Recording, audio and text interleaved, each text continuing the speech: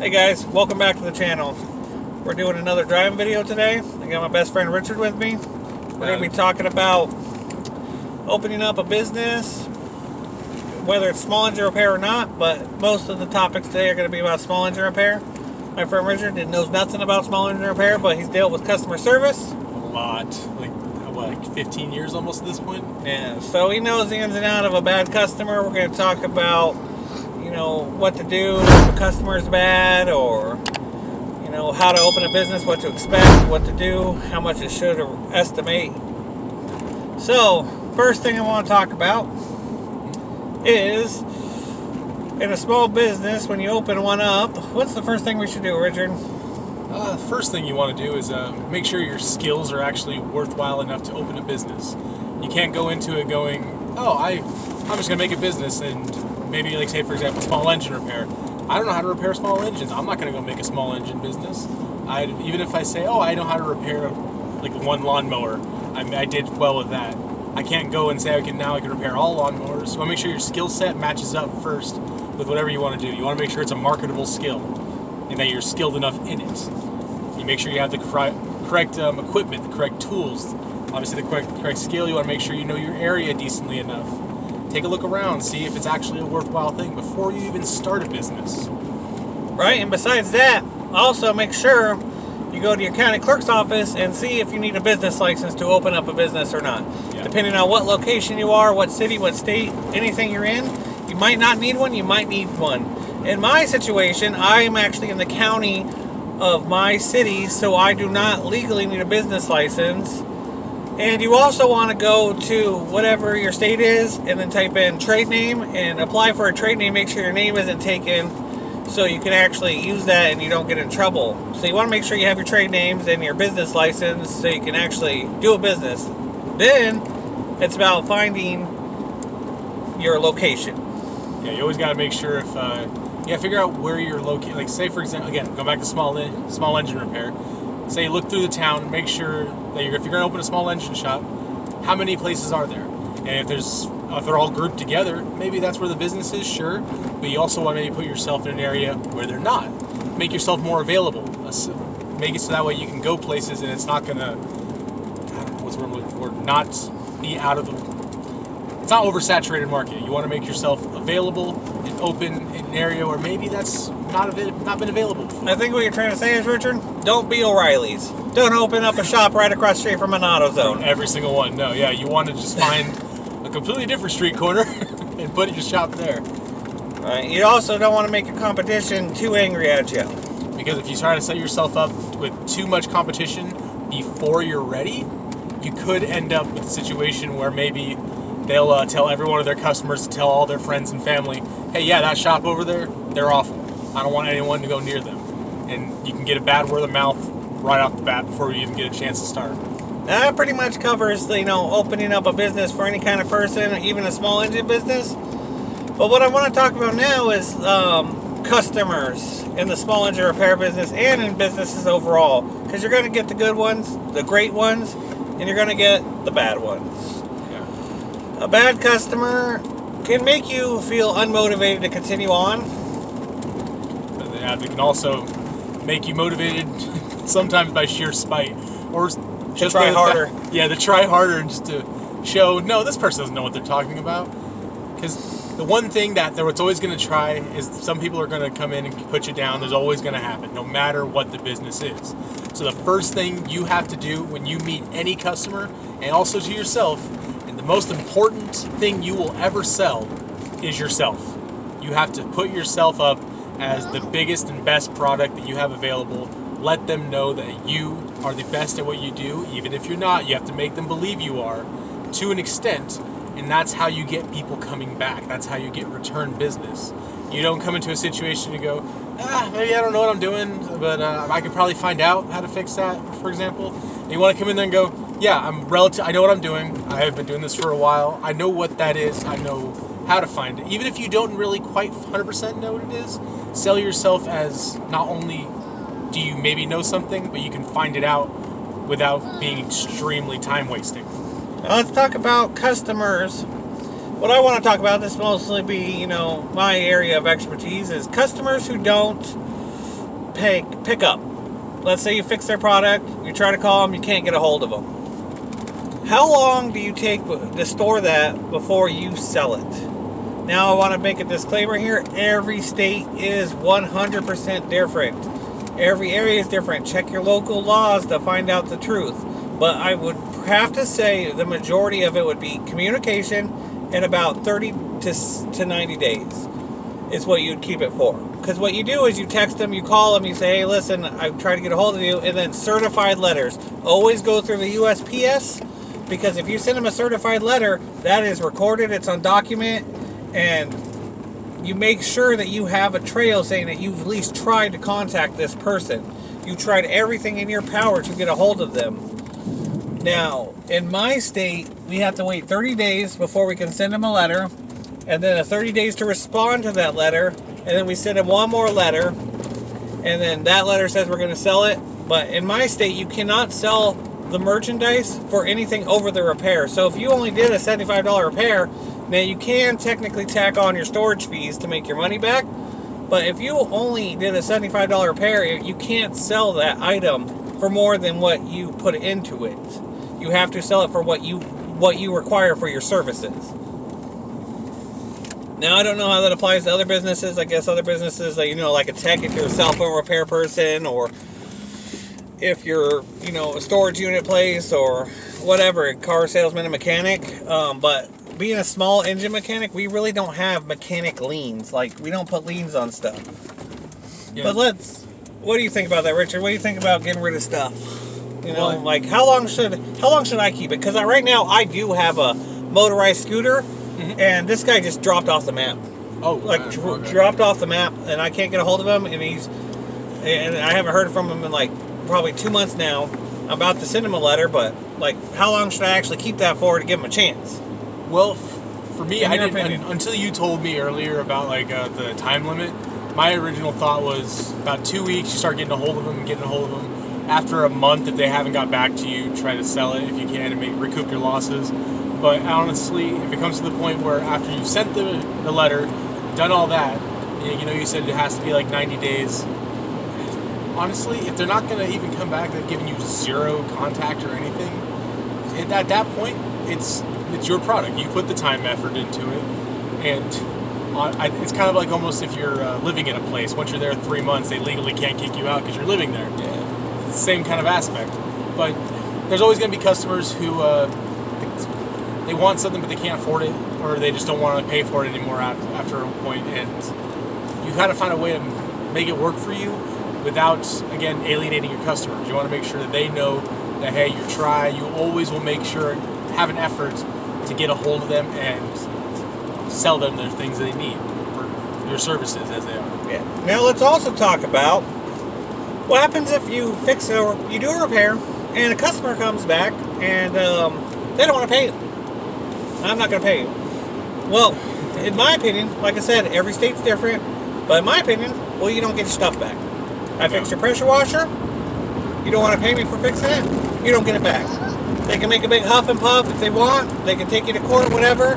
But there is a thing in the world called theft of services. If you perform a service, we don't do contracts, like a mechanic does, or, in our industry, small engine repair, it's not as big as car. Everybody, I'm not, I'm exaggerating, but everybody owns a car.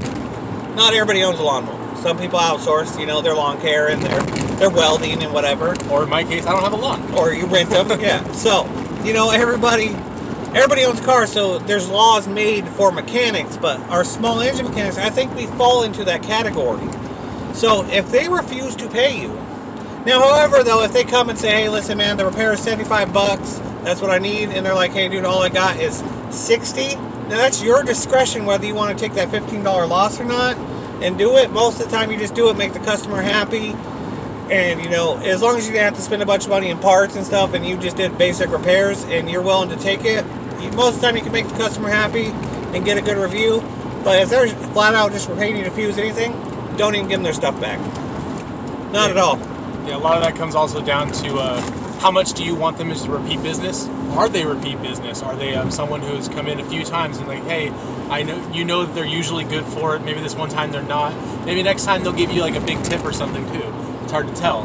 They might be able to bring something in next time, and it's like, oh, this is usually going to be $100. They're like, no, here's $120. It really comes down to your discretion. Yeah, it is 100% your discretion. If you don't want to make a big scene about it, and you don't want to have to go to court and fight about it, you could take the loss all the way. But that's rare. I think I've had one person tell me they're not going to pay me, and we finally negotiated on a price. It was about probably 40% off the price. Yes, son? Oh, my son's with me too. But anyways, it's up to you what you want to do, because you can decide to take the loss, not deal with the hassle and just refuse to do business with them in the future. Or you guys can negotiate a price, because that's the best thing about owning your own business is you're the boss. You charge. You decide. Now, also, I want to talk about if you should offer discounts or not. I personally don't offer discounts, but in certain situations, depending on the person or whatever, I will offer price reductions. Like I said, if someone comes in, they need a carburetor, I tell them, hey, it's $60. Now, you want to have room for error, so you want to tell them, hey, listen, the repair is going to be about $60 to $100, And if they agree to, like, hey, well, if it's just a carburetor, can you do it for $50? And you agree to $50, you're going to charge it $50. You're willing to do that. But however, if you say, hey, listen, it's going to be $80 in repairs, but they say, hey, I only got $60.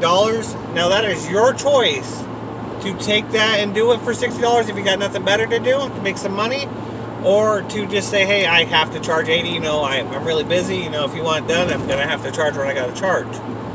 What do you have to say about charging people, Richard? Like, would you do discounts or price reductions on a service if you offered one? Again, it would kind of come back to buy one, get one. Have I met these people before? Do I know that they're actually, like, say, for example, again, do I know that they're low on money? Are they trustworthy? Do I find them as good repeat customers? If I think that they have the potential to be a repeat customer, be willing to offer it kind of like a just continued service program in a way. Not always. You're not going to always be like, hey, man, this is your 10th repair. Get $10 off. But the thing is, you want the people to be willing to come back to you. If, say, for example, the first repair they come to you, they can't quite fully afford it, you have the choice if you want to do it or not there. And if you do, they could continue on. Yeah, because even say, hey, now they're like, oh, you helped them out when they needed it. Now that they got the extra money, and they got this other lawnmower that broke down, guess what? Who they're coming to? The guy who showed them the leniency that one time. Most of the time, my discount that I do offer would come from referring from a friend or finding my business card. As you can see, my business card is 10% off for the new customers, But if you're walking or anything, unless someone, because I'll give these out to customers and they'll hand it to their friends or their family or whatever. And if they bring this in, that's a referral discount. I do offer those. So I do have those on my business cards printed out for these ones that I give out. But other than that, I think pretty much if you're going to do any kind of business, just be prepared to have the customers that make you want to end it all. Okay, the best way to put that is, it sounds like very succinct though, but some people suck. But the thing is, you got to interact with the customers whether you want to or not. It's part of the job. But a lot of people will also tell you, oh yeah, interacting with customers, that's the easy thing. I can talk to people all day. The thing is, some people, you can talk to them all day. You can tell them all the things they need to hear, and they're still going to want to tell you to go to hell. You can't change everybody's mind on everything. You have to be willing to accept that. But you also have to be willing to accept how much can you deal with before you can't deal with this customer anymore. You also want to make sure, did they bring you in something that's, like, for example, with the small engine repair, maybe they brought you in like a generator that's going to make you $500 to $600 to $1,000 almost. Who knows? I don't know how much that thing's cost. But I have one right now that I'm going to do a video on, next video after this video. It's $4,000 used. Yeah, so it's a pretty pricey generator. So they say, for that, guys. But maybe the guy's going to bring that in for you, but he's a raging a-hole, and you don't like dealing with him, but the money's going to be good. That's the thing with small businesses. Sometimes you have to, at the beginning anyway, you have to swallow your pride and decide, is this worth losing food on my table this week? Is this worth getting angry over and fighting against this person? If you agree, yeah, sure, this person I can do without their business, sure, go right ahead. Tell them how you feel if you want. That's up to you. But again, it could also hurt your standing in the community. Maybe this person you're talking to, maybe they are a raging a-hole, but maybe they also happen to be the deacon at their church and they talk to like enough people every week that they can say, yeah, never go to this company. You always want to be careful with how you interact with customers because you never know how it's going to go unless, again, you've known them for 20 years or something. Because I know how Andrew's going to react half the time because I have known him for 20 years. But most of the time, this is what you got to do. If you want to know anything of how to deal with your problems, your problem customers, just especially when it comes to not paying and stuff for a small engine repair, just type in on Google, whatever state you live in. Like I live in Arizona, so I type in Arizona abandoned property laws, codes. So you want to, because it's abandoned. They abandoned it at you. You tried to get a hold of them. Their number's disconnected. Nothing's working no more. You can't figure it out no more. What are you going to do? That's abandoned. They abandoned that on you. And you did spend time. You did spend money into it. You got to figure out the laws, what you need to do. I guarantee, though, every state's going to require you to send a certified letter out. And if they do, and then they come to buy their stuff, you add that price of your certified letter to your repair bill. You make sure, because it's like $8 to send a certified letter. You make sure you charge them that $8. Get the point across so they never try to do it again to you. And most of the time you'll tell them, hey, I'm going to start charging you $10 a storage fee per day. But you could let that go. If they do come and pick it up, it mostly just scares them into thinking it. But you can charge it too. You legally told them, hey, now it's $200 repair because you left it here for 10 days. But again, that one's definitely at your discretion. If you want to...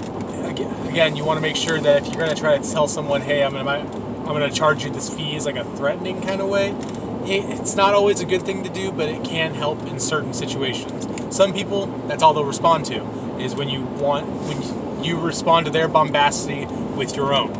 But some people are going to just kind of look at it, laugh in your face, and not care.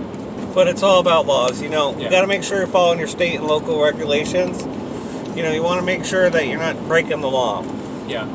And most of the time in small engine repair, we have the greatest customers. People are going to be happy. Even if you tell them, hey, listen, man, it's going to cost more to fix it than buy a new one, most of the time they understand. Because a lot of times, and what's funny, a lot of my customers find stuff that was garbage for free and there's a small engine mechanic and maybe I can get it to fix, and then now they got a lawnmower for $60 because that's all it took to fix it was $60 repair. And then, so most of the time when they say, oh, I want to add one more thing. So let's say a customer brings in something, you say, hey, it's going to cost this much to fix, and they say, hey, I don't want to fix it. You just keep it. Make sure you get something in writing that they told you can keep that. Because if you fix it and then decide to sell it, they're like, hey, well, that's mine. I want it back. You got to get something in writing saying, hey, you gave it to me. Don't just say, okay, I'll keep it, and then you fix it yourself and then try to make a little profit off it. Make sure anytime you get something for free or a customer gives you something, you get that in writing saying that it was given to you, that is your property now. A good simple way for that would be a bill of sale. Even if the amount you bought it for is $0.00, you can still make a bill of sale, an invoice, something to show that you own that. Yeah, you own it legally and you, in a way, purchased it. That didn't help it. Didn't help you at all. So anyway, guys, hey, thanks, Richard, for coming on to this one. We're just driving around. We had to go do a few errands out in, different towns around Mojave County. And we're just driving around. We got my son in the car, my son Ace. He's chilling. But I want to thank Richard for coming on my video today. Hey, happy to be involved. Sorry about the sun. But it's later evening. If you guys are new here, give me a like. Hit that subscribe button. Don't forget to hit the bell, too. Yeah, don't forget to hit the bell. Richard says it's the best. Stay tuned. I got another generator video coming up in a few days. Let me know what you guys want to see. Let me know if you guys want me to talk about anything else. These tip videos are really popular right now. Me driving around. It's one of my best video series I got going on, so I'm planning on doing it some more. Plus, if you got any questions, feel free to put them into the comments, and honestly, either of us might respond to them. Yeah. There's some more in the business sense. I know we didn't cover as much as we wanted to, but again, customer service and business sense, I've been doing a lot of stuff like that for a long time. So you can go ahead and throw that down in the comments, and I will respond with my own name, or Andrew here will. Yeah, Richard really don't make videos, but he has a YouTube channel, and so he comments, and he gets on there. Yeah, so there's nothing, no content. If he sees a question, if you got a question for me or him, let us know. And till the next one, guys. See ya. Have a good one.